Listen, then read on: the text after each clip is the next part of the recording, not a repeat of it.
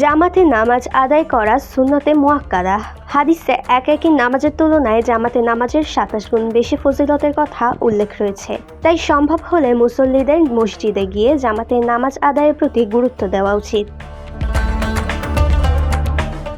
তবে কোনো অপারগতা বা প্রয়োজনের কারণে বাসায় জামাতে নামাজ আদায় করতে হলে কিছু নিয়ম মেনে চলতে হবে। বাসায় জামাতের ক্ষেত্রে ইমাম সামনে দাঁড়াবেন এবং পুরুষ মুসল্লিরা ইমামের সামান্য পেছনে দাঁড়াবেন। নারী মুসল্লিরা পুরুষদের পেছনে অবস্থান করবেন।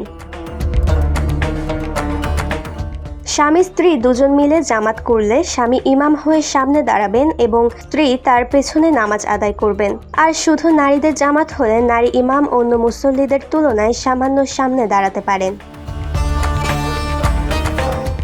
ইসলামী বিধান অনুযায়ী জামাতে নামাজ আদায়ের ক্ষেত্রে নির্ধারিত নিয়ম মেনে চলার পাশাপাশি সম্ভব হলে মসজিদের জামাতকে অগ্রাধিকার দেওয়ার উপর গুরুত্ব দেওয়া হয়েছে। Maisha Anjum, moon Times news.